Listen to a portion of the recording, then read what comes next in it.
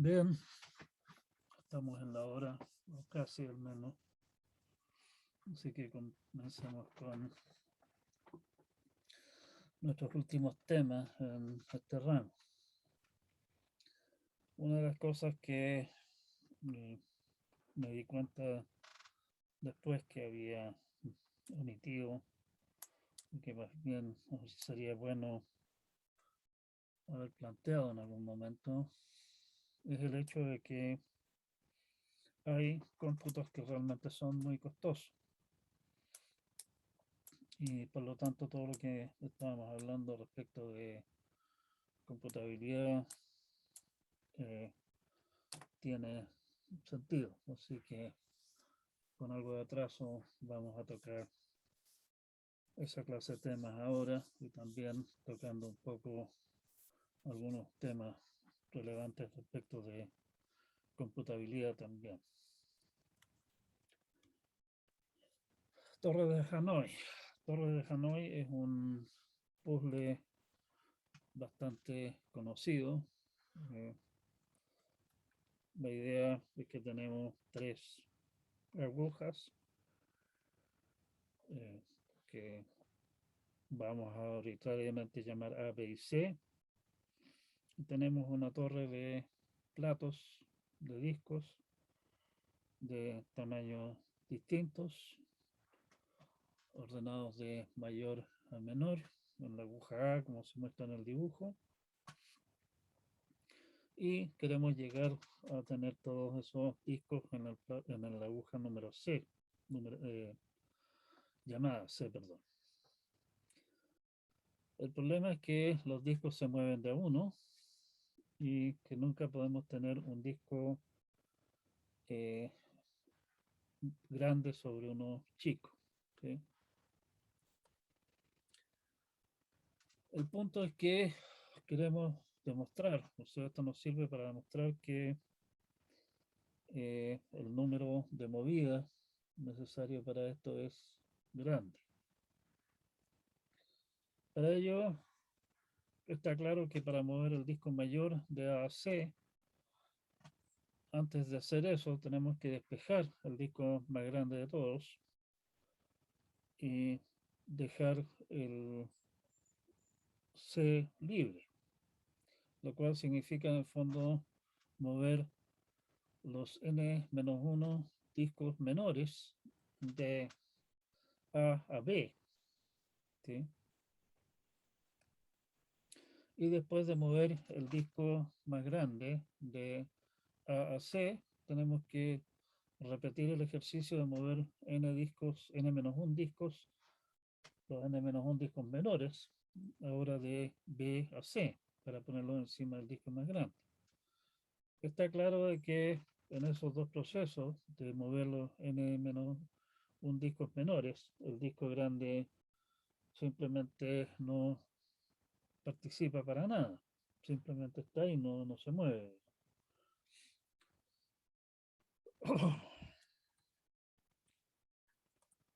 Esto nos da una cota para el número de movidas. Si llamamos m de n al número de movidas necesarias para mover n discos, que m de n tiene que ser al menos 1, la movida del disco grande de A a C, y 2 veces mover n-1 discos. Los n-1 discos que estamos moviendo de A a B y después de B a C. Y está claro que para si hay 0 discos, hay que hacer exactamente 0 movidas. O sea, ahí no hay nada que decir al respecto. ¿Sí? Esa recurrencia la podemos resolver y llegamos a la conclusión de que m de n tiene que ser mayor o igual que 2 a la n menos 1. O sea, si tenemos n discos, tenemos que hacer algo así como 2 a la n movidas para resolver nuestro problema. Si los datos de entrada los damos como el número n en binario, Eso significa que el largo de los datos de entrada es piso del logaritmo 2 de n más 1. En estos términos, el número de movidas es algo así como 2 a la 2 a la L. O sea, es un número realmente gigantesco en términos del tamaño. ¿Sí? A eso un poco es a lo que íbamos cuando estábamos planteando que había problemas complejos de resolver, que requieren mucho trabajo. Está claro que la clase de problemas de decisión que nosotros estamos tratando de, en lo que estábamos discutiendo, no caen dentro de la categoría de esto, donde tenemos que dar una lista de 2 a la n movidas, sino que en el fondo aquí la pregunta sería, por ejemplo, simplemente si se puede o no se puede. En este caso la respuesta es obvia, se puede. ¿Sí? Pero ese no es el punto directamente acá. Y es más o menos sencillo imaginarse situaciones en las cuales nos vemos metidos en un lío en el cual tenemos que revisar, y vimos varios ejemplos de eso, digamos, cuando discutimos nuestros problemas NP completos, nos vemos metidos en la situación de que tenemos que revisar una cantidad gigantesca de posibilidades y en realidad no se nos ocurre manera mejor de hacer las cosas que simplemente revisarlas todas. Y eso es lo que nos lleva precisamente al problema de problemas NP completos. ¿Sí? Aquí vemos que hay situaciones donde realmente no hay razón para pensar de que hay técnicas mejores.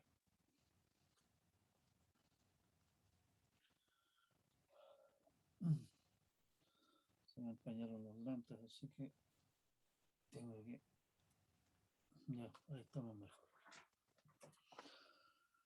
Para volver sobre nuestro tema de computabilidad, hay una visión, una manera de enfrentar el problema bastante entretenida, alternativa a lo que discutimos nosotros respecto de demostrar que hay cosas que no se pueden hacer en el fondo, que también en este caso pasan por demostrar que hay ciertas cosas que no se pueden hacer porque toman demasiado trabajo. Partamos por discutir un poquitito el modelo original de Turing o algo similar a ese. El modelo que usó Turing originalmente y el modelo que vamos a usar en nuestra discusión de ahora era aún más rudimentario que el que tenemos nosotros. El modelo original de Turing, el alfabeto de cinta se restringe a ceros y unos, no hay espacios. ¿Sí? La cinta se considera infinita en ambas direcciones, o sea, no es que si nuestra máquina se cae de la cinta porque llegó al comienzo, digamos, trató de moverse hacia la izquierda, se detiene, sino que puede seguir en realidad. Y en el fondo suponemos que la cinta, salvo un pedazo finito que inicialmente tiene ceros y unos, está llena de ceros. Y también estamos considerando una máquina determinista y su manera de detenerse, y aquí no hay estados que aceptan y rechazan, sino que simplemente se detiene, lo que consideraba Turing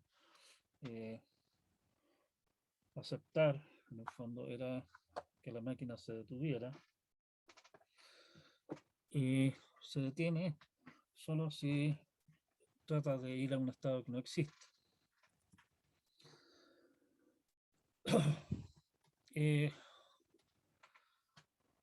podemos considerar que nuestra máquina de Turing calcula una función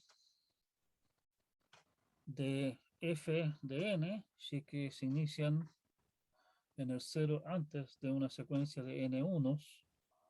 En la cinta se detiene con una secuencia de f de n unos en la cinta. Es una manera más o menos natural de pintar las cosas. O sea, estamos parados en justo antes del comienzo de los unos. Hacemos una serie de procesos y terminamos con una secuencia de unos en la cinta y, por ejemplo, el cabezal, bueno, en cualquier parte de la cinta o parado antes de esa secuencia de unos, ¿sí? Si quisiéramos que nuestra máquina de Turing, en vez de tomar un solo argumento, tome varios, lo que podemos hacer es decir, oiga, esta máquina de Turing toma, qué sé yo, 3 argumentos y esos 3 argumentos los separamos por ceros. Pero aquí nos metemos en el lío si es que alguno de los argumentos es cero, pero eso lo podemos arreglar por la vía de redefinir nuestra función de tal manera de que tome como argumentos números naturales y no pueda tomar como argumentos cero.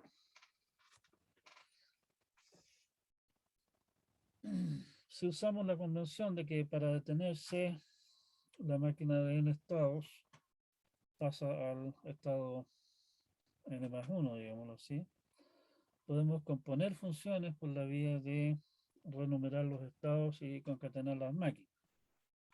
O sea, particularmente si que nosotros tomamos como convención de que nuestra máquina, después de hacer su trabajo, se detiene en el 0 que está justo antes del resultado de la función. Bueno, si que comienza a trabajar a partir de ahí la máquina siguiente, estamos calculando la función de la composición de las funciones, ¿sí? Y eso lo vamos a anotar como M1 barra M2, básicamente continuación. No sé si sea la notación más apropiada, pero bueno, usemos eso por ahora. Un par de máquinas simples para un poco para soltar los dedos, digamos, y ver cómo funciona esta cosa. Son las siguientes máquinas que vamos a explicar un poco cómo funcionan en lo que sigue. La primera máquina que vamos a discutir es la máquina que vamos a llamar DUP, que básicamente lo que hace es que le damos n unos en la cinta, nos deja en la cinta 2 secuencias de n unos separadas por un único cero. Nuestra máquina DUP tiene 6 estados. Las vamos a anotar así como está indicado acá. Nombre de la máquina, perdón, aquí necesito esta cosa de aquí para anotar, para que se vea lo que estoy haciendo. El nombre de la máquina, qué es lo que hace al ver 0, qué es lo que hace al ver 1. Del estado 0, que por convención es el estado inicial. Al leer 0, vamos al estado 5. Escribimos 0 y nos movemos a la derecha. ¿Sí? En caso de ver 1, lo sobreescribimos con 0 y nos vemos a la derecha y vamos al estado 1. ¿Sí? Esa es básicamente la explicación de esto. Lo que estamos haciendo acá es sobreescribir el 0 con un 0 y nos movemos hacia la derecha y se acabó.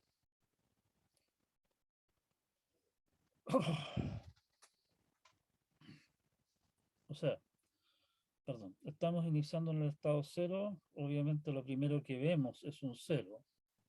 Estamos parados en un 0 antes de la secuencia de unos.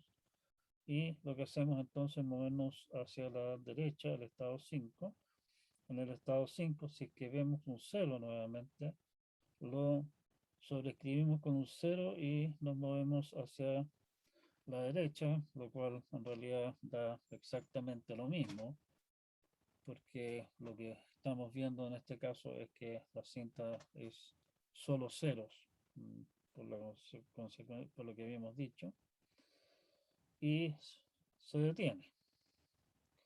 En caso de que vea un 1, lo sobreescribe con un 0 y se mueve a la derecha y va al estado 1. En el estado 1, si ve un 1, lo sobreescribe con un 1 y se mueve hacia la derecha.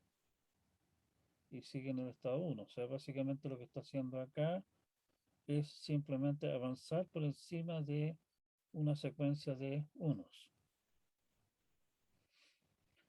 En el momento que encuentra un 0,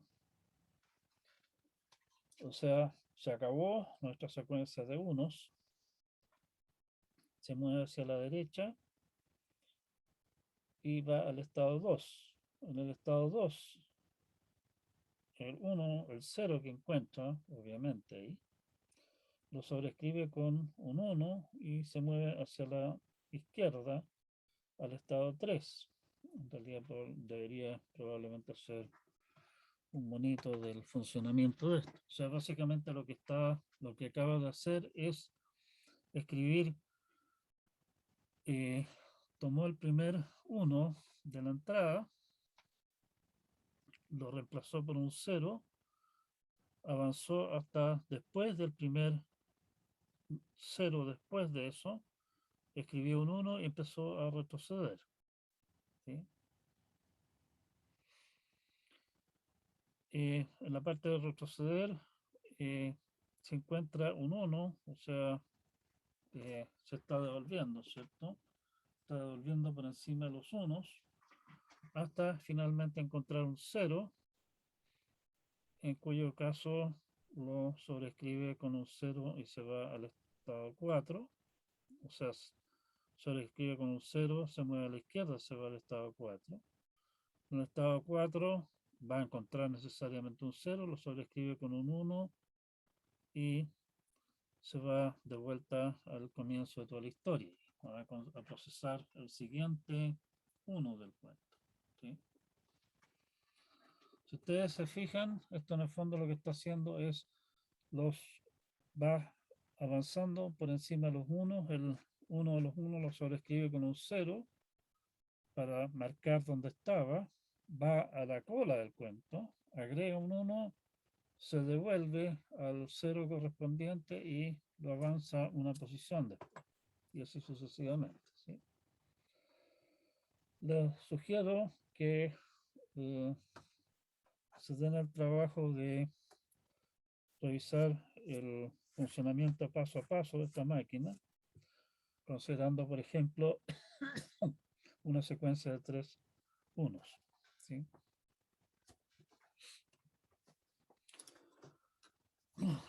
Ahí tenemos una maquinita entonces que duplica lo que encuentra en central. Como les comentaba antes, esto definitivamente es un modelo muy rudimentario. Pero precisamente la idea de que sea rudimentario es que no haya ninguna duda de que lo que está haciendo esta máquina pueda hacerse.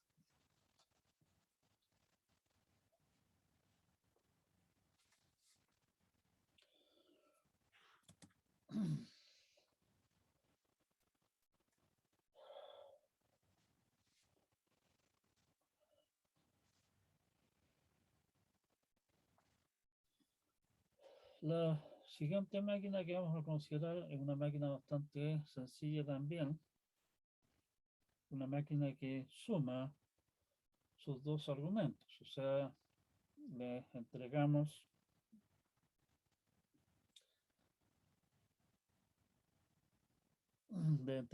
dos números m y n, o sea, m unos, un 0, n unos en la cinta, y nos deja finalmente M más N en la cinta y obviamente, siguiendo la convención,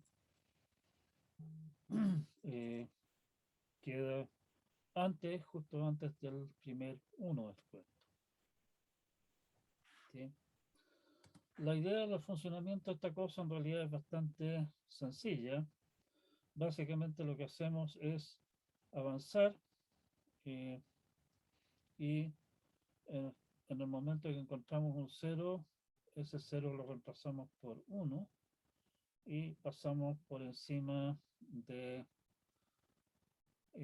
los unos que haya y el último 1 lo transformamos en 0. O sea, básicamente estamos juntando las dos cosas. Si ustedes se fijan,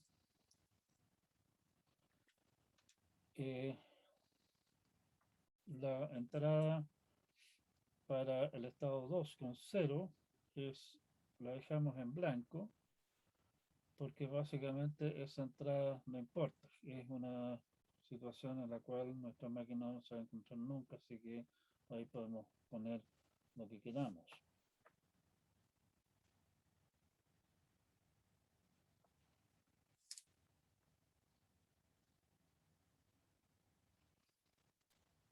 Nuevamente les sugiero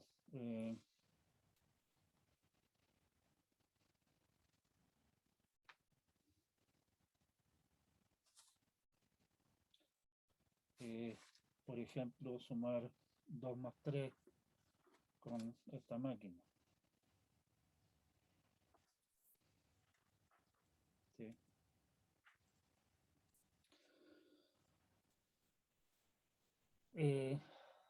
Una máquina que calcula 2n, dado n, se puede obtener vía, y eso está malo ahí, la máquina DUP, o sea, nos dan n, le aplicamos DUP, me da n, y sumamos n más n y tenemos el doble. ¿Sí? Y eso en el fondo es la concatenación, como yo les había comentado, de estas dos máquinas.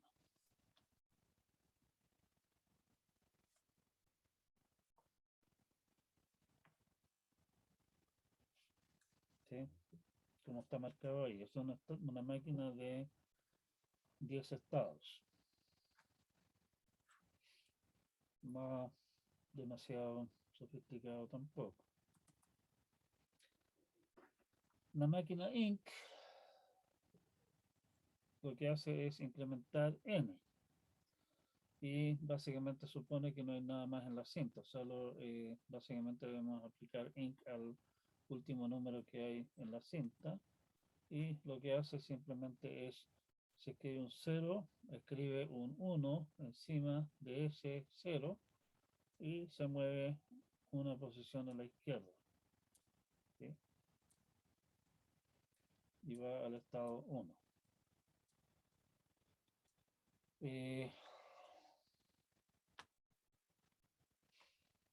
No hay nada más que 0, o sea, básicamente lo que hacemos es sobre el 0 que hay antes de la entrada, así que no hay nada, no hay nada después, hay puro 0, así que si no hay varios 1, escribimos un 1 sobre eso y nos movemos una posición a la izquierda.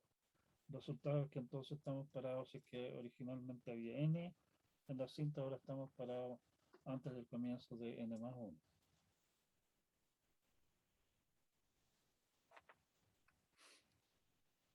También es bastante simple. Nuevamente, esta máquina, por las convenciones que estamos considerando nosotros, da exactamente lo mismo que es lo que haga si es que se encuentra con un 1 en la cinta, porque es una situación que no debería darse. ¿Sí? Como un ejemplo de una máquina especializada que lo que hace es simplemente escribir 3, es en el fondo básicamente concatenar consigo mismo 3 veces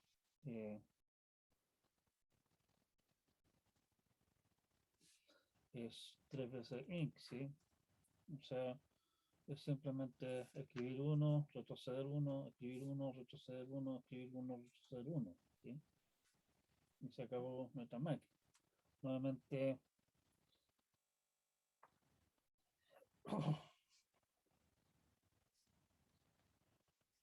eh, nuevamente está exactamente lo mismo que lo que haría si que se encontrara con un 1 al comenzar su trabajo, porque es una situación que no debería darse jamás.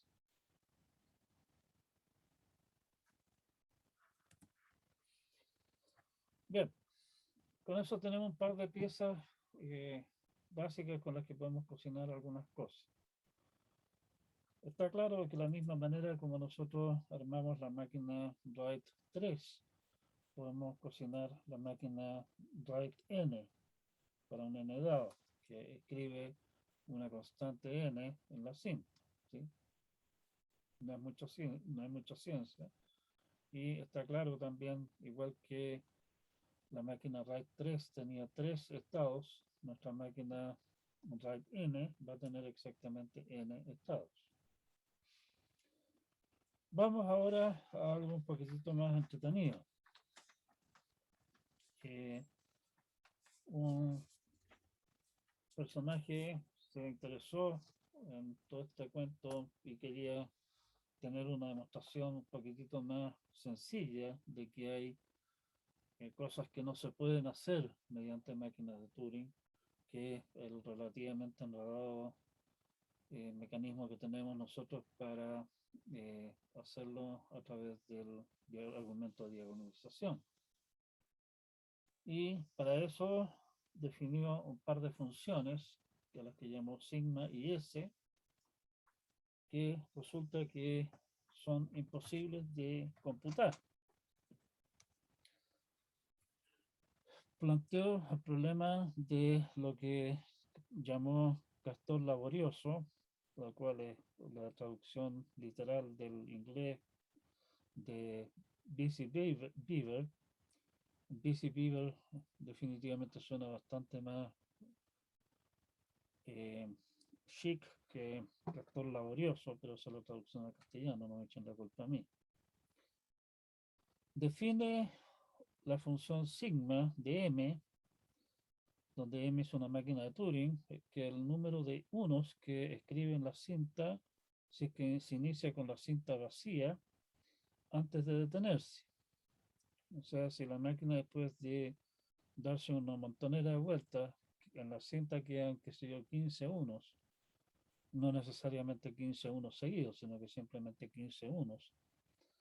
Se define sigma para esa máquina como 15, ¿sí? Si es que quedan 15 unos cuando se detiene.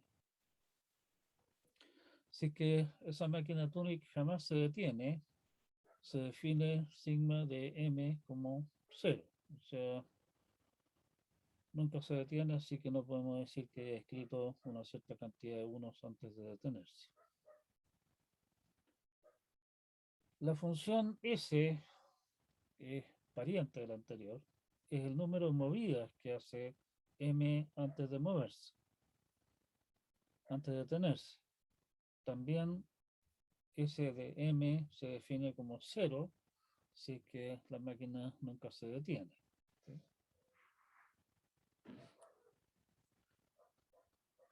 Se define sigma de n como el máximo de sigma de m sobre máquina de Turing de n estados. Y de manera similar S de n como el máximo de S de m sobre máquinas de Turing de n estados. Y la idea de él entonces era precisamente demostrar que ninguna de estas dos funciones pueden calcularse, o sea, no hay ninguna máquina de Turing que pueda calcular estas funciones. Y no pueden hacerlo porque estas funciones crecen demasiado rápido.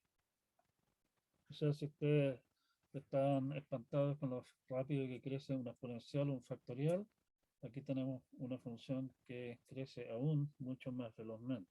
Después vamos a dar algunas pistas acerca de qué tan rápido crece. Bueno, se le llama busy beaver, o sea, castor laborioso, a una máquina de Turing de n estados que escribe sigma de n unos. Pueden haber varias, obviamente, pero el punto es encontrar una. ¿Sí? Antes de entrar a nuestras demostraciones principales, veamos algunos resultados preliminares. Primeramente, S de n es siempre mayor o igual que sigma de n.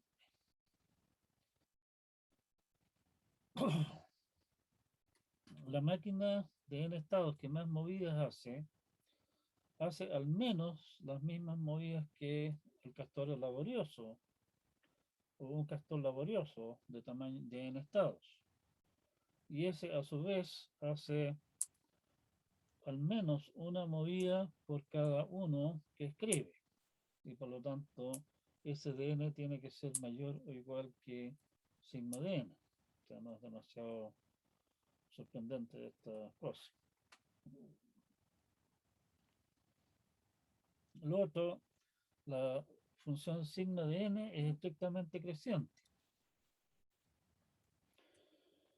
Si tenemos un castor laborioso de n estados, un nuevo estado que lo único que hace es avanzar al primer cero que encuentra, o sea, cada vez que encuentra un 1 lo sobreescribe con un 1 y se mueve hacia la derecha, por ejemplo. Y al encontrar un 0 lo sobreescribe con un 1 y se detiene. Con eso tenemos una máquina de Turing de n más 1 estados, que escribe sigma de n más 1, unos en la cinta, antes de detenerse. Y por lo tanto, como, como esa máquina de Turing eh, como el castor laborioso de n más 1 estados va a escribir al menos esa cantidad de unos, quiere decir que sigma de n es estrictamente creciente. Vamos a demostrar entonces directamente que las funciones sigma y s no pueden computarse. O sea, en particular vamos a demostrar que eventualmente crecen tan rápido, mucho más rápido, o sea, crecen más rápido que cualquier función que se pueda computar mediante una máquina de Turing. Ese es nuestro teorema principal, es el teorema de Radon. Las funciones sigma y s no son computables. La demostración, como tradicional por contradicción, supongamos que sigma de n es computada por una máquina a la que vamos a llamar creativamente sigma. Vimos que podemos construir una máquina de n estados que escribe n unos, la máquina write n. ¿Sí? Vimos que es simple crear máquina twice, que la vimos, que duplica la entrada, y inc, que incrementa su entrada en 1. Consideremos entonces la máquina que nosotros escribiríamos como twice, concatenado con sigma, concatenado con inc. ¿Sí?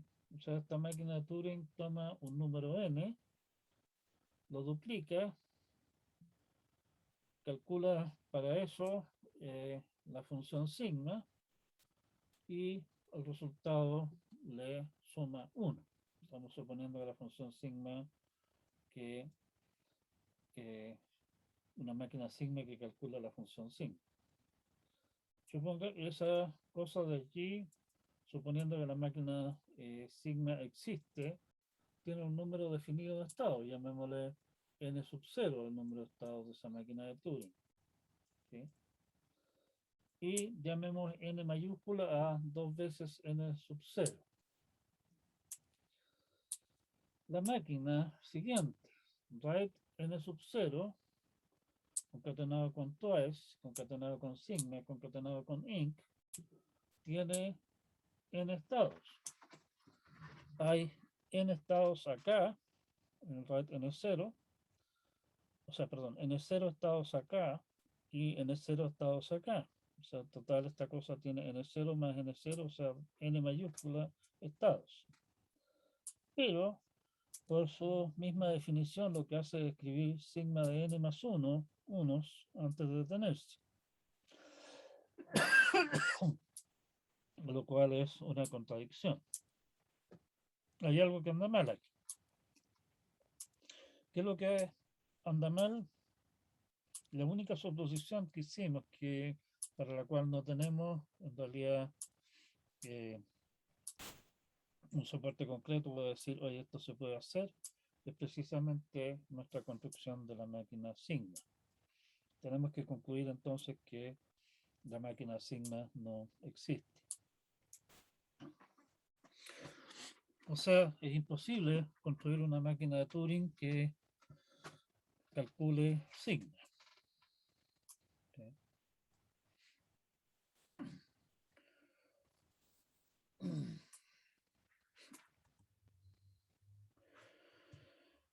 Es lo curioso de esta historia. Bueno, obviamente hay gente ociosa que se dedica, o se ha dedicado a estudiar este problema en más detalle. El mismo Radó eh, construyó, demostró, digamos, algunos valores de las funciones, oh, perdón, de la función sigma, dando construcciones concretas y demostrando que las otras máquinas de Turing eh, no se detienen o se detienen con menos unos en la cinta.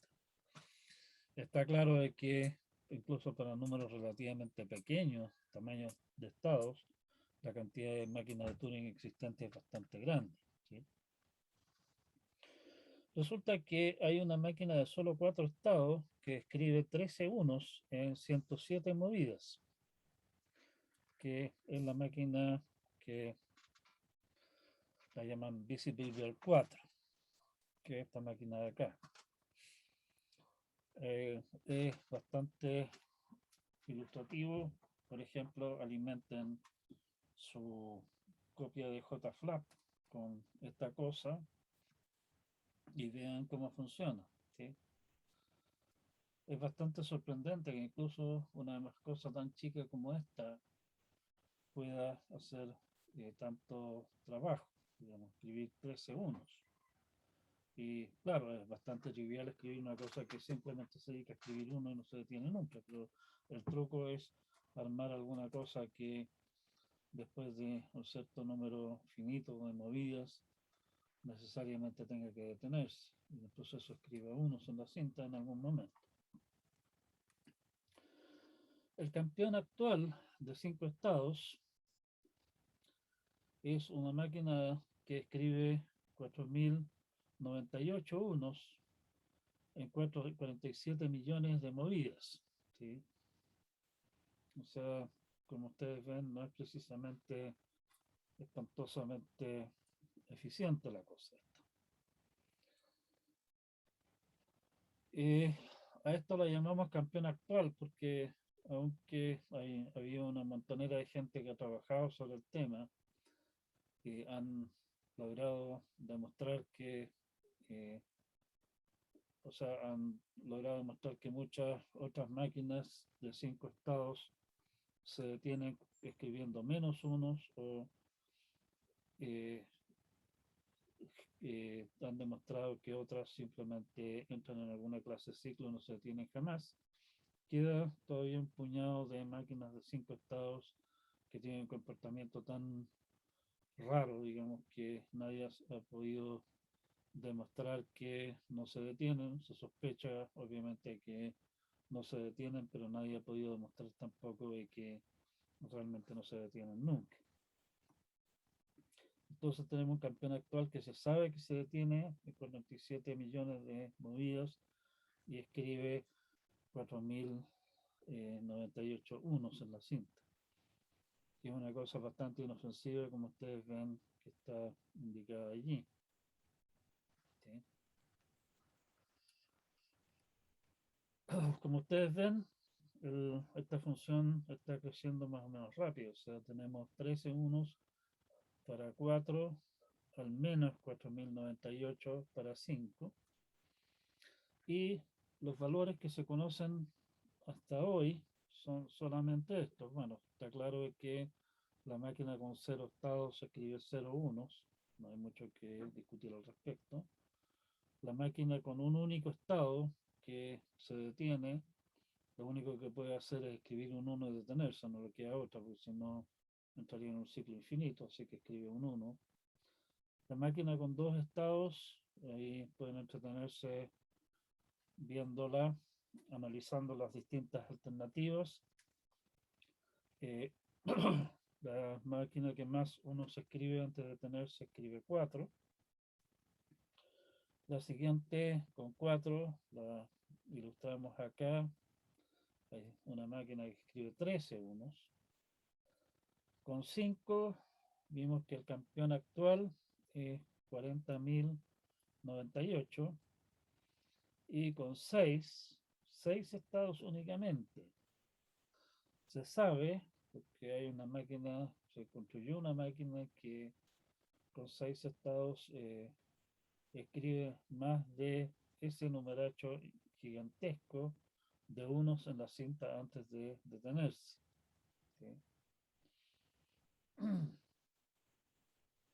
O sea, como ustedes ven, esta función crece realmente en forma espeluznante. Y la función es sigma. Nosotros demostramos en realidad directamente que es imposible construir una máquina de Turing que la calcule. En realidad hay bien poca esperanza de poder obtener el valor exacto de la función de sigma de 6. Posiblemente de sigma de 5 se pueda, pero de ahí para adelante las cosas realmente se ponen muy, muy feas. ¿Sí?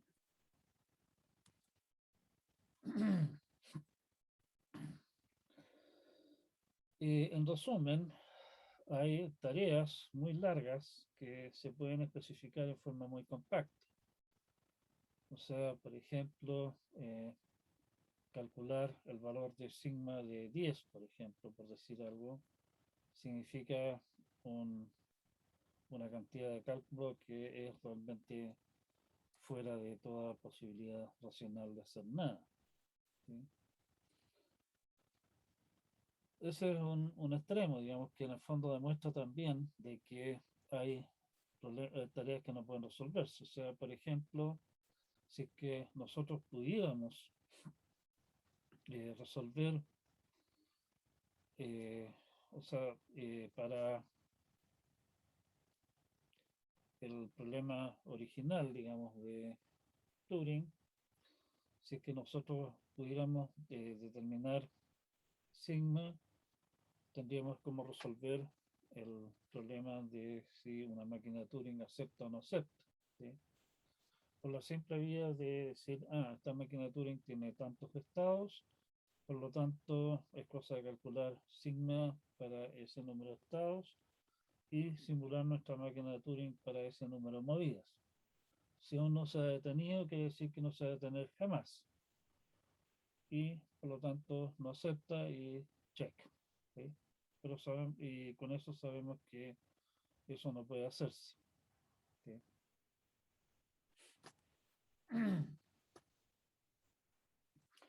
Vimos que un problema que sí tiene solución, que es el problema de las torres de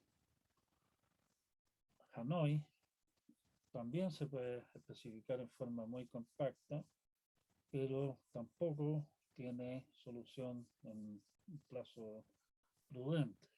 ¿Sí?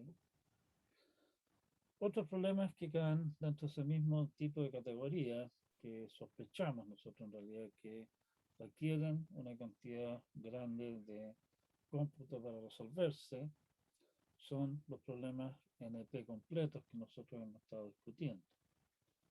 O sea, el punto está nuevamente en que hay problemas que requieren mucho cómputo. En realidad se puede demostrar que hay problemas que son aún más difíciles que los problemas NP completos.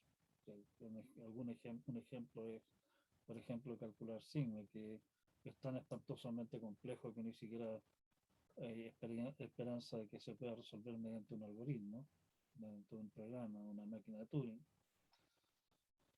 Hay otros problemas que se pueden demostrar, que no vamos a entrar en esa clase de detalles, que requieren tiempo exponencial para resolverse. Y por lo tanto requieren tiempo más que polinomial garantizadamente.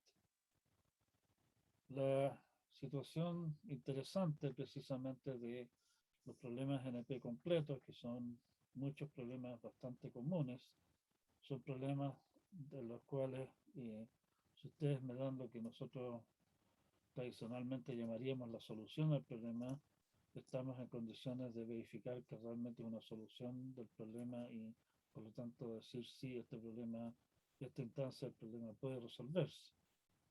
El punto es como diantres encontramos la solución, y eso es precisamente lo que generalmente nosotros estamos tratando de hacer al escribir programas. La lamentable conclusión, digamos, de todo el tema P versus NP es que parecen haber problemas, y todos sospechan que se parecen haber, en realidad es que hay problemas que están en NP, pero no en P. O sea, problemas para los cuales si a mí me dicen cuál es la solución, yo puedo verificar que lo es, pero que hallar esa solución es extremadamente difícil. Otras, o sea, requiere mucho trabajo, no es que sea necesariamente muy difícil.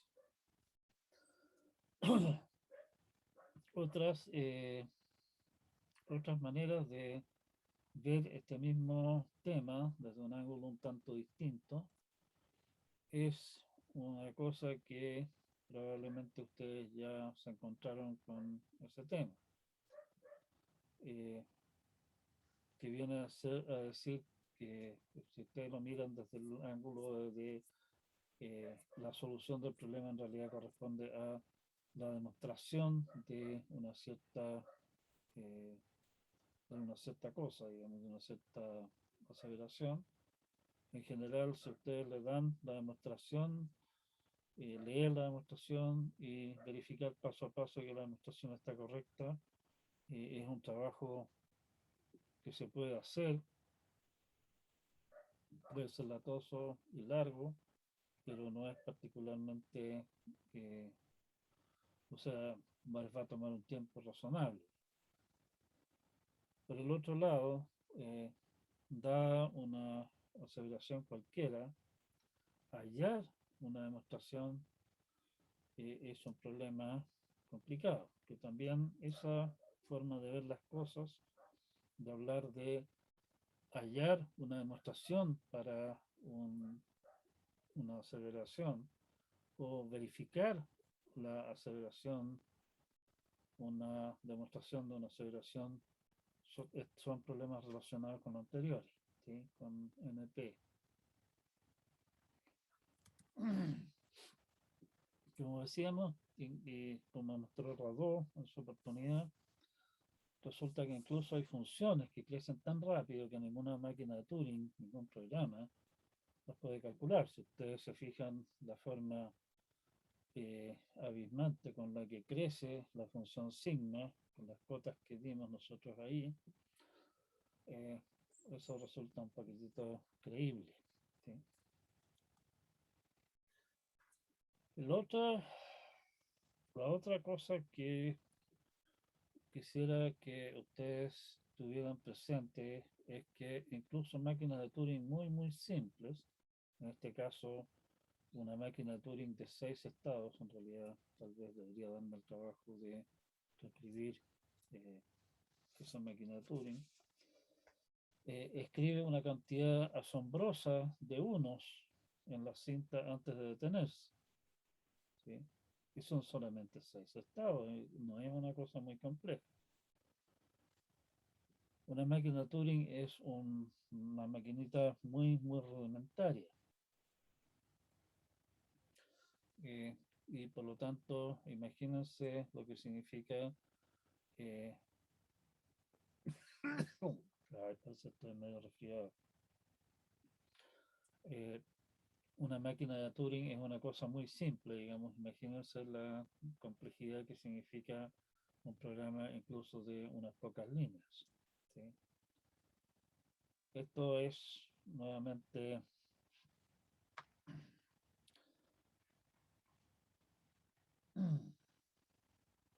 un recordatorio, digamos, de que nuestra,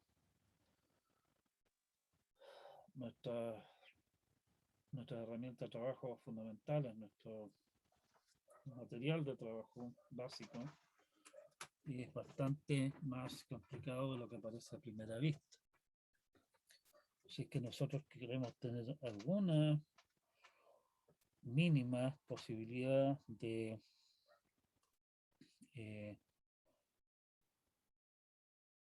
poder convencernos de que lo que estamos haciendo está bien, tenemos que trabajar en forma cuidadosa y desarrollar las cosas de manera de mantenernos dentro del ámbito de las cosas que sabemos que funcionan. ¿Sí? O sea, la estrategia de tire cosas en el papel y pruebe hasta verificar que la cosa está haciendo bien su trabajo, definitivamente no es una estrategia viable, ni lejos. Bien, con esto quedamos hasta acá por hoy día. Eh,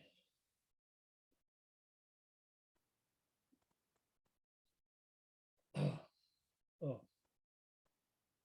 lamentablemente me acabo de ver ahora recién que el volumen está muy bajo. Lo lamento, no lo vi hasta ahora. Lo voy a tener presente para la próxima vez.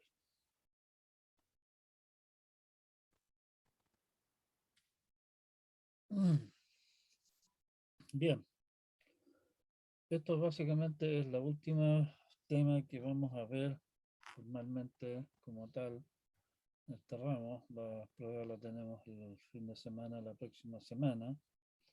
Lo que nos queda por ver, que es lo que vamos a hacer el día jueves de esta semana,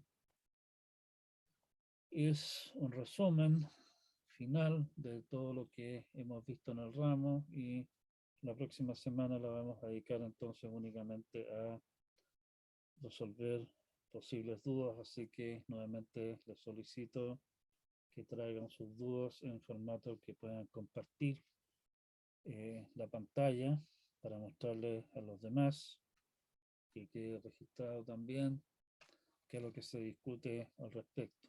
¿Sí? Si es que no hay nada, ni no hay más comentarios al respecto, quedamos hasta acá por hoy y nos vemos entonces el día jueves. Hasta luego. Chao, chao.